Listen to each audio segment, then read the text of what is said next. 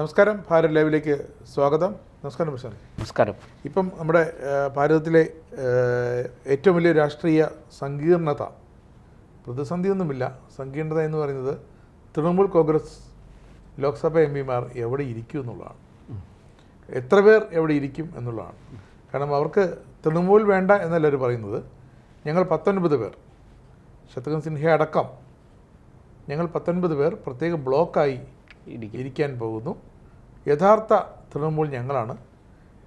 അപ്പോൾ യഥാർത്ഥ തൃണമൂലിൻ്റെ ചിഹ്നം ഞങ്ങൾക്കാണ് തരേണ്ടത്. ഇതാണ് അവിടെ ആവശ്യം.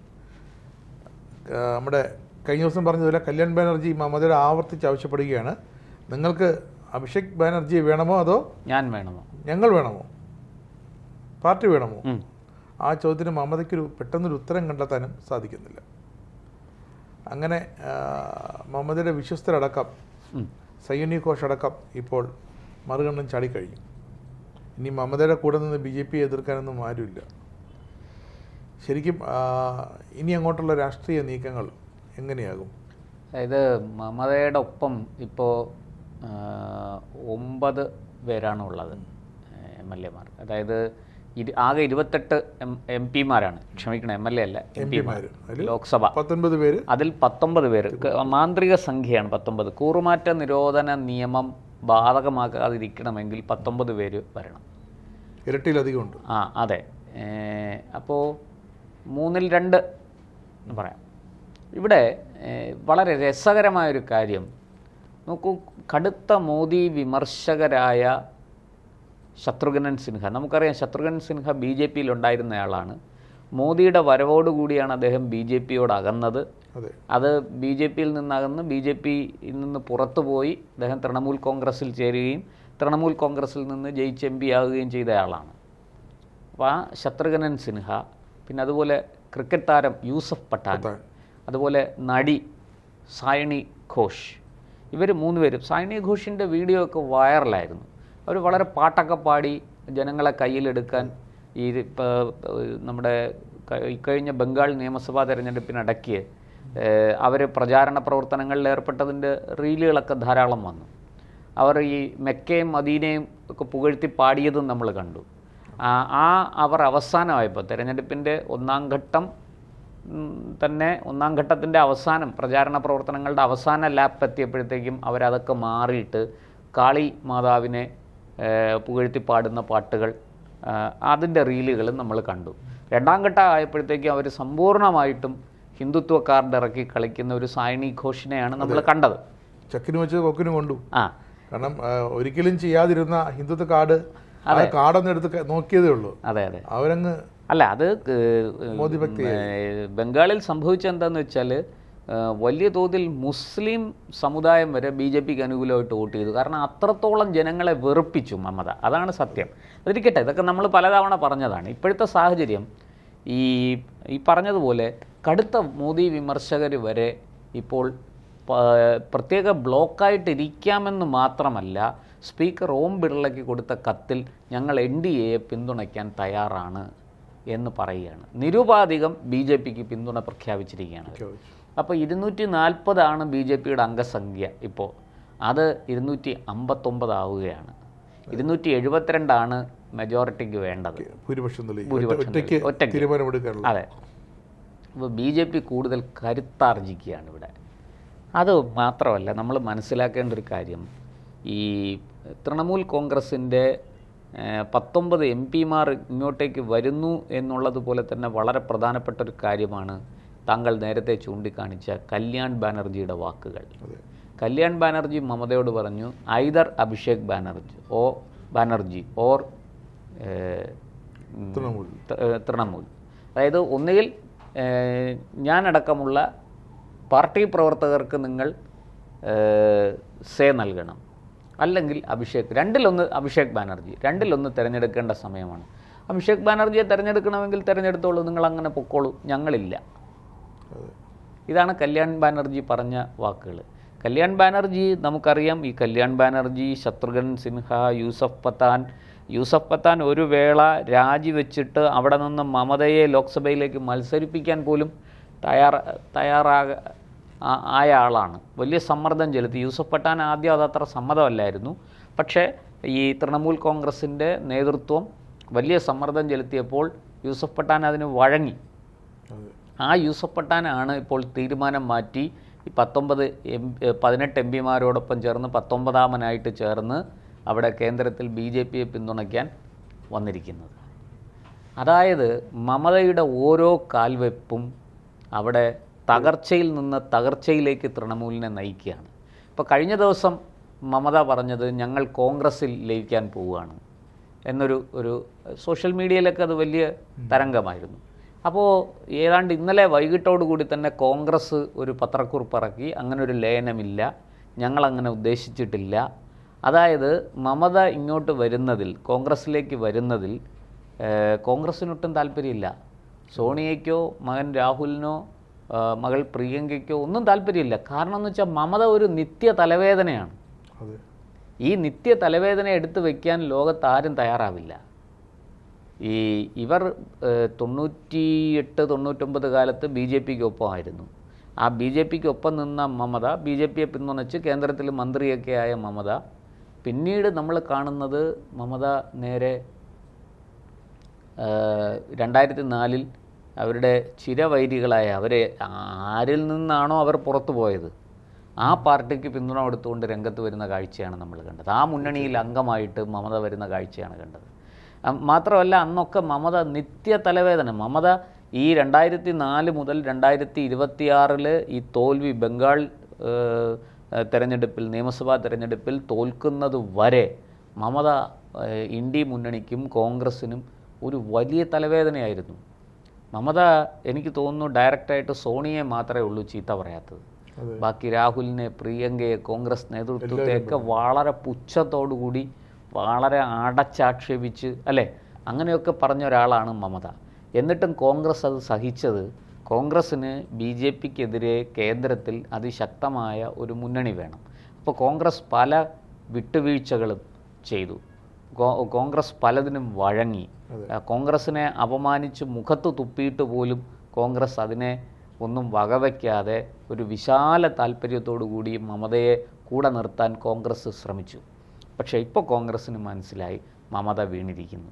ഇനി മമതയ്ക്കൊരു ഉയർത്തെഴുന്നേൽപ്പില്ല. മമത ഇനി ബംഗാളിൽ തിരിച്ചു. ഒന്നാമത്തെ കാര്യം ബംഗാളിൽ പിന്നെ എന്തിനാണ് സോണിയാഗാന്ധി അവിടെ ഉപാധ്യക്ഷയാക്കാന്നൊക്കെ പറഞ്ഞൊരു വാഗ്ദാനം കൊടുത്തു. ഘർ വാപ്പസ് എന്നാണ് ഇപ്പോൾ വിളിക്കുന്നത്. അല്ല, അത് മമത പ്രചരിപ്പിക്കുന്നതാണ്. അതുകൊണ്ടാണ് കോൺഗ്രസ് പത്രക്കുറിപ്പ് ഇറക്കിയത് ഇന്നലെ. നമുക്ക് പത്രക്കുറിപ്പാണല്ലോ ഔദ്യോഗികമായ ഭാഷ്യം. അതെന്തായാലും സോണിയ അറിയാതെ, രാഹുൽ അറിയാതെ പുറത്തിറങ്ങില്ലല്ലോ. അത് വളരെ കൃത്യമായിട്ട് പറഞ്ഞു, അങ്ങനെ ഒരു ലയന നീക്കമില്ല, ഞങ്ങൾ അങ്ങനെ ഒന്നും ആർക്കും വാഗ്ദാനം കൊടുത്തിട്ടില്ല. മമതയ്ക്ക് ചർച്ച നടത്തണമെന്ന് ഒരാൾ കാണാൻ വരുമ്പോൾ അവർ വേണ്ടെന്ന് പറയും. ഒരുമിച്ച് വന്നൂടെ? ആദ്യ ദിവസം മമത വന്ന് സോണിയെ കാണുന്നു, സോണി രാഹുലിനെ കാണുന്നു. രണ്ടാം ദിവസം ശേഷാറാം വന്നിട്ട് അഭിഷേക് ബാനർജി വന്ന് രാഹുലിനെ കാണുന്നു. ഇതൊരു ഗിവ് ആൻഡ് ടേക്ക് ചർച്ചയായിരുന്നില്ലേ? അത് ചർച്ച പരാജയപ്പെട്ടോ വിജയിച്ചോ എന്നുള്ളതിനേക്കാളും നമുക്കിത് വളരെ നേരത്തെ തന്നെ മനസ്സിലായ ഒരു കാര്യമാണ്. മമത വരുമ്പോൾ സ്വാഭാവികമായിട്ടും മമതയെ അവർ സ്വീകരിക്കും. എന്നിട്ട് മമതയ്ക്ക് ഒരിക്കലും അനുസരിക്കാൻ പറ്റാത്ത, മമതയ്ക്ക് വഴങ്ങാൻ പറ്റാത്ത ചില കണ്ടീഷനുകൾ വെക്കും. അങ്ങനെ വെക്കുമ്പോൾ മമത സ്വാഭാവികമായിട്ടും പിന്നോട്ട് പോകും. കോൺഗ്രസിൻ്റെ നയം അതാണ്. കോൺഗ്രസ്സിനെ ആരും രാഷ്ട്രീയം പഠിപ്പിക്കേണ്ട, അവരിതൊക്കെ കുറേ കണ്ട് കളിച്ച് വളർന്നു വന്നവരല്ലേ. അപ്പോൾ മമതയ്ക്ക് എന്തൊക്കെയോ മമതയ്ക്ക് അസ്വീകാര്യമായ മാനദണ്ഡങ്ങൾ അവർ വച്ചിട്ടുണ്ടാകും. വച്ചതിന് ശേഷം അതവിടെ പൊളിഞ്ഞപ്പോൾ കോൺഗ്രസ് പത്രക്കുറിപ്പ് ഇറക്കി, അങ്ങനെ ഒരു ലയന നീക്കവും ഇല്ലാന്ന്. നോക്കൂ, ഇത് ഇന്നത്തെ നിലയ്ക്ക് ഇത് കോൺഗ്രസ് എന്തിനാണിത് ചെയ്യുന്നത്? ഇത് കൃത്യമായിട്ടും മറ്റൊരാളിനുള്ള സന്ദേശമാണ്. ഇത് അഖിലേഷ് യാദവിനുള്ള സന്ദേശമാണ്. നിങ്ങൾ ഒപ്പം നിന്നാൽ നിങ്ങൾക്ക് നല്ലത്, ഇല്ലെങ്കിൽ മമതയുടെ ഗതി, നിങ്ങളെ BJP വിഴുങ്ങും.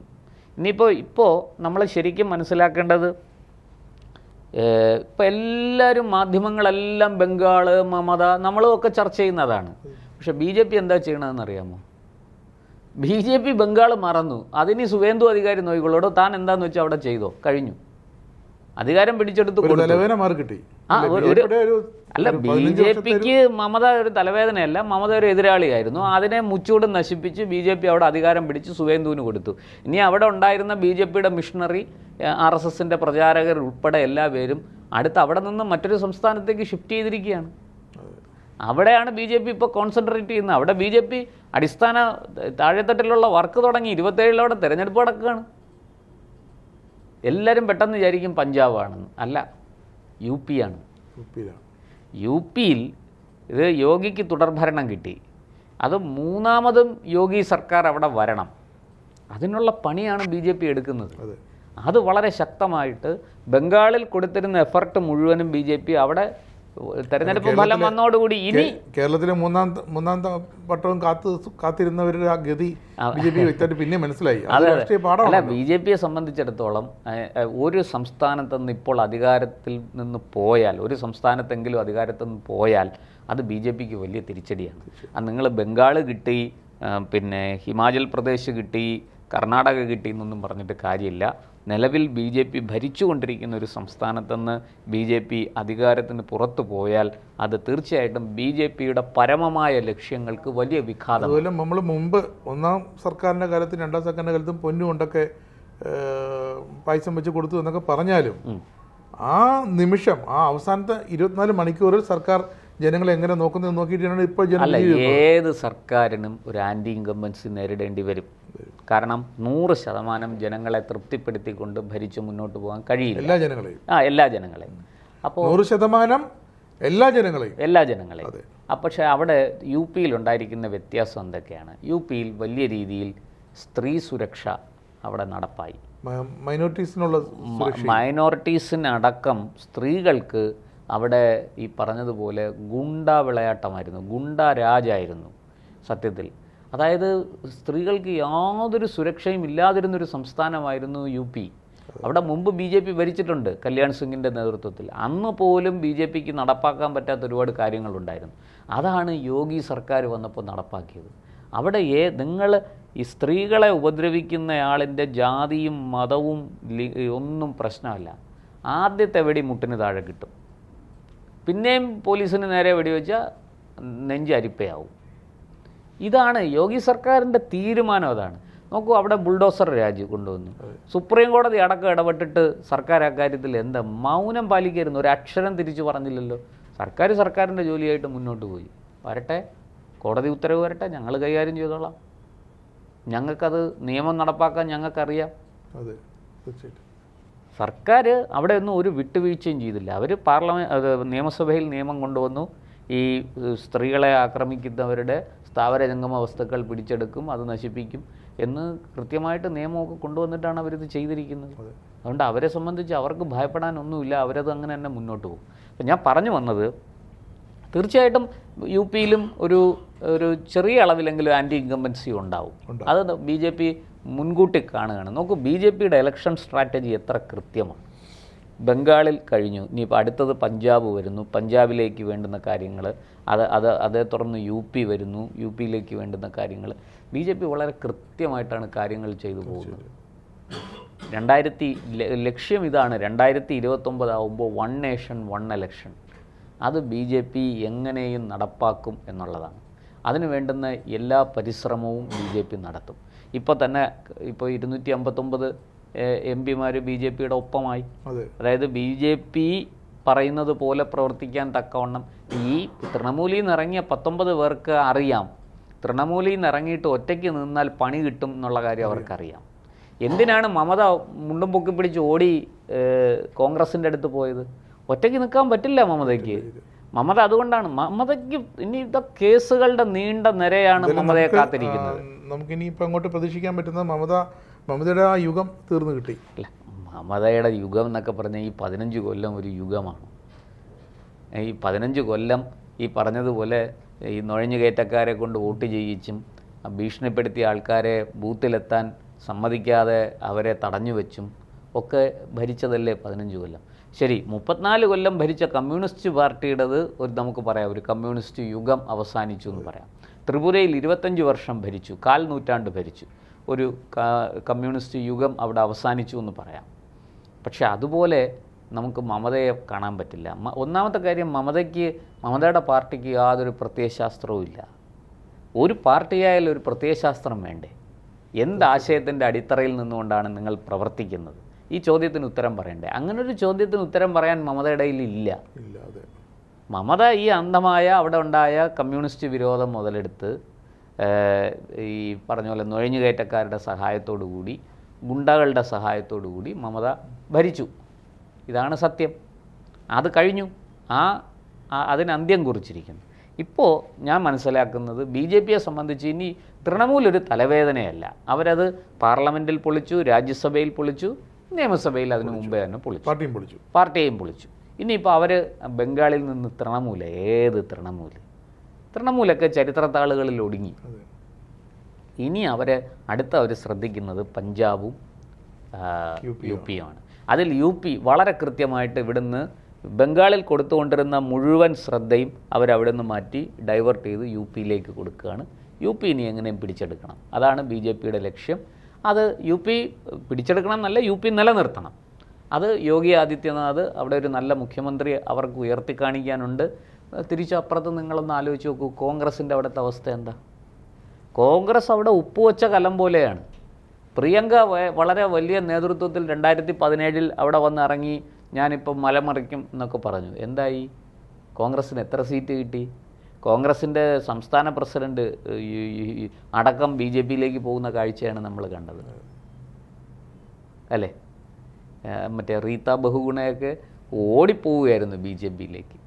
അപ്പോൾ 2017 തൊട്ട് അവിടെ യോഗിയുടെ നേതൃത്വത്തിൽ BJP അതിശക്തമായിട്ട് മുന്നോട്ട് പോകുന്നു.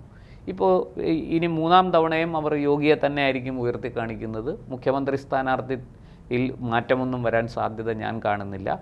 പക്ഷെ അവരുദ്ദേശിക്കുന്നത് അവിടെ കോൺഗ്രസിനെ അല്ല. കോൺഗ്രസ് തകർന്നു അവിടെ. അതായത് ബീഹാറിലും UPയിലും കോൺഗ്രസ്സിന് ഇനിയൊരു തിരിച്ചുവരവ് അസാധ്യമാണ്. അതേസമയം ഗുജറാത്തിൽ പോലും കോൺഗ്രസ്സിനൊരു തിരിച്ചുവരവ് സാധിച്ചേക്കും എന്ന് രാഷ്ട്രീയ നിരീക്ഷകർ പറയുന്നുണ്ട്. പക്ഷേ UPയിലും ബീഹാറിലും അത് അമ്പേ പരാജയപ്പെട്ടു. UPയിൽ അവർ ലക്ഷ്യം വെക്കുന്നത് അഖിലേഷ് യാദവിനെയാണ്. അവിടെ വെറുതെ ജയിക്കുക എന്നുള്ളതല്ല, ഒരു തവണ കൂടെ അഖിലേഷ് യാദവിനെ തറ പറ്റിക്കുക. അഖിലേഷ് യാദവിന് പ്രതിപക്ഷ നേതൃസ്ഥാനം പോലും അലങ്കരിക്കാൻ കഴിയാത്ത വണ്ണം അഖിലേഷ് യാദവിനെയും അദ്ദേഹത്തിൻ്റെ പാർട്ടി സമാജ്വാദി പാർട്ടിയെയും അവിടെ നിലം പരിശാക്കുക എന്നുള്ളതാണ് BJPയുടെ തന്ത്രം. അങ്ങനെ വരുമ്പോൾ BJPക്ക് ഒരു BJPയുടെ ഞാൻ കാണുന്നൊരു ഗുണം, BJP കൃത്യമായിട്ട് പ്രാദേശിക പാർട്ടികളെ അഡ്രസ്സ് ചെയ്യുന്നുണ്ട്. പ്രാദേശിക പാർട്ടികളെ ആയിട്ട് ഒത്തുപോകാം, അവരുമായിട്ട് സഹകരിച്ചു പോകാം, അങ്ങനൊരു നീക്കം അല്ല BJPയുടേത്. മറിച്ച് ആ പ്രാദേശിക പാർട്ടികളെ പൂർണ്ണമായിട്ട് തകർക്കുക എന്നുള്ളതാണ്. ഒന്നുകിൽ സ്നേഹിച്ച് തകർക്കുക, അല്ലെങ്കിൽ വെറുപ്പിച്ച് തകർക്കുക. മമതയോടും അഖിലേഷിനോടും എല്ലാം ഞാൻ രണ്ടാമത് പറഞ്ഞ തന്ത്രമാണ് അവർ ഉപയോഗിക്കുന്നത്. അതേസമയം നിതീഷിനെ അവർ സ്നേഹിച്ച് കരവലയത്തിലാക്കി ഈ നക്കിക്കൊല്ലുക എന്നൊക്കെ കേട്ടിട്ടില്ല. അതുപോലെ അവിടെ BJPയുടെ കയ്യിലായി ബീഹാർ. നിതീഷ് ഇനി പറയുന്നത് പോലെ പതുക്കെ ഇപ്പോൾ കേന്ദ്രത്തിലേക്ക് വന്നു. അവിടെ അദ്ദേഹം ചിലപ്പോൾ മന്ത്രിയാവും, നമുക്കറിയില്ല, സാധ്യതയുണ്ട്. അത് അവിടെയൊക്കെ പറഞ്ഞതുപോലെ നിതീഷ് യുഗം അവസാനിച്ചു. കാരണം 25 വർഷം അദ്ദേഹം ബീഹാറിൽ സമ്പൂർണ്ണമായിട്ടും ഉണ്ടായിരുന്നു. ആ 25 വർഷം 2006 മറ്റോ ആണ് അദ്ദേഹം അവിടെ മുഖ്യമന്ത്രിയായിട്ട് വരുന്നത്. അപ്പോൾ നീണ്ട 20 വർഷം അതിനു മുമ്പ് അദ്ദേഹം കേന്ദ്രത്തിൽ മന്ത്രിയൊക്കെ ആയിരുന്നു. അപ്പോൾ അതെല്ലാം കൂടെ അദ്ദേഹത്തിൻ്റെ പ്രവർത്തനം കണക്കിലെടുത്താൽ ബീഹാറിൽ നിതീഷ് യുഗം അവസാനിച്ചു. അത് എന്നേക്കുമായിട്ട് BJPയുടെ കയ്യിൽ പോയി. BJP അത് വളരെ സമർത്ഥമായിട്ട് മോദി അമിത്ഷായും ഒക്കെ അത് കൈകാര്യം ചെയ്തോളൂ. അപ്പോൾ UPയിൽ അവരുടെ ടാർഗറ്റ് കോൺഗ്രസ് അല്ല, അഖിലേഷ് യാദവാണ്. അവിടെ BSP ഏതാണ്ട് നിലംപരിശായി. മായാവതിക്ക് കേസിന്മേൽ കേസ്, അഴിമതി കേസുകൾ തന്നെ ധാരാളമുണ്ട്. പിന്നെ മായാവതിയെ സംബന്ധിച്ചിടത്തോളം പ്രായവും ഒരു ഘടകമാണ്. മായാവതിക്ക് ഇനിയൊരു അംഗത്തിന് ബാല്യമില്ല. മായാവതിയെയും അവർ ഉപയോഗിക്കുന്നത്, BJP തന്നെയാണ് ഉപയോഗിക്കുന്നത്. മായാവതിയെയും മായാവതിയുടെ പാർട്ടിയെയും ഉപയോഗിച്ച് ഈ അവിടുത്തെ ഈ BJP വിരുദ്ധ വോട്ട് ബാങ്കുകളിൽ വിള്ളൽ വീഴ്ത്തുകയാണ്. അവിടുത്തെ ഈ ദളിത് ബ്രാഹ്മിൻ, ഈ രണ്ട് ലോബിയും മായാവതിയുടെ കൂടെയാണ്. നമുക്ക് കേൾക്കുമ്പം വളരെ വിരുദ്ധമായിട്ട് തോന്നും. ദളിതരും ബ്രാഹ്മണരും രണ്ടും പരസ്പരം ഏറ്റുമുട്ടാൻ നിൽക്കുന്ന രണ്ട് സമുദായങ്ങളാണ്, അല്ലേ? അജഗജാന്തരം ഉള്ളതാണ്. പക്ഷെ അവർ രണ്ടുപേരും മായാവതിക്ക് സപ്പോർട്ട് ചെയ്യുന്നു. ആ മായാവതിയെയാണ് BJP അവിടെ നിലം തൊടാതെ പറപ്പിച്ചത്. ഇനി BJPയുടെ അടുത്ത ലക്ഷ്യം എന്ന് പറയുന്നത് കൃത്യമായിട്ട് UP-യിൽ നിന്ന് അഖിലേഷ് യാദവിനെയും സമാജ്വാദി പാർട്ടിയെയും എന്നേക്കുമായിട്ട് വേരോടെ പിഴുതുകളയുക. ഒരു തവണ കൂടെ ഈ പറഞ്ഞതുപോലെ അഖിലേഷ് യാദവ് ഒരു സമ്പൂർണ്ണ പരാജയം അവിടെ നേരിട്ടാൽ അത് വലിയ തിരിച്ചടിയാണ് സമാജ്വാദി പാർട്ടിക്ക്. അവരെ സംബന്ധിച്ചിടത്തോളം അവരുടെ മുന്നോട്ടുള്ള പോക്ക് ഈ മമതയ്ക്ക് സംഭവിച്ചതുപോലെ അതിനകത്ത് നിന്നും അടപടലം ഇളകി ആൾക്കാർ BJP-യിലേക്ക് വരികയോ കുറച്ച് പേര് കോൺഗ്രസ്സിലേക്ക് പോവുകയോ ചെയ്യും. ഈ പറഞ്ഞതുപോലെ രാഷ്ട്രീയക്കാർക്ക് അങ്ങനെയാണ്, ഏതെങ്കിലും ഒരു കൂടാരത്തിൽ കടന്നുകൂടാതെ മുന്നോട്ട് പോകാൻ കഴിയില്ല. അതുകൊണ്ട് ഈ പറഞ്ഞതുപോലെ ഒരു പ്രാദേശിക പാർട്ടിയുടെ കൂടെ അന്ത്യം. BSP ഏതാണ്ട് അവിടെ നിലംപരിശായി. ഇനിയിപ്പോൾ സമാജ്വാദി പാർട്ടി അതിനും കൂടി അവിടെ ഒരു ഫുൾ സ്റ്റോപ്പ് ഇടുക എന്നുള്ളതാണ് BJPയുടെ തന്ത്രം. അതിലവർ വിജയിക്കും എന്ന് തന്നെയാണ് എൻ്റെ ഒരു കണക്ക് കൂട്ടൽ. മമതയുടെ കാര്യത്തിൽ എങ്ങനെയാണോ അവർ കാര്യങ്ങൾ മുന്നോട്ട് കൊണ്ടുപോയത് അതുപോലെ സമാജ്വാദി പാർട്ടിയുടെ കാര്യത്തിലും BJP കൃത്യമായി അവരുടെ പ്ലാനിങ്ങുകൾ അത് നല്ല ഭംഗിയായിട്ട് നടപ്പാക്കും. നമുക്ക് കാത്തിരുന്ന് കാണാം. മമതയ്ക്കുണ്ടായ അതേ ഒരു വിധി അഖിലേഷ് യാദവിനും ഉണ്ടാകുമോ ഇല്ലയോ എന്നൊക്കെ 2027 UP തെരഞ്ഞെടുപ്പ് നമുക്ക് പറഞ്ഞു തരും. അതെ.